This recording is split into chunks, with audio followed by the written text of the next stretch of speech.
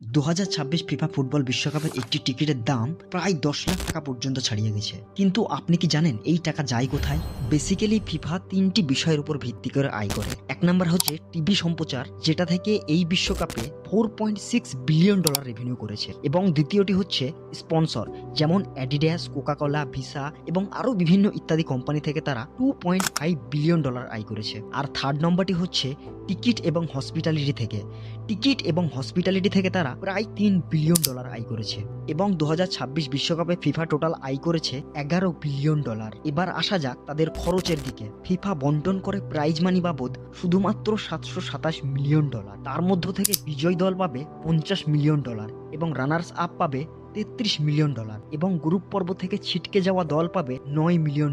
সঙ্গে প্রস্তুতি ভাতা এবং ক্লাবের ক্ষতিপূরণ মিলিয়ে মোট খরচ দাঁড়ায় $1.2 বিলিয়ন। তাহলে ফিফার মোট নেট প্রফিট দাঁড়ায়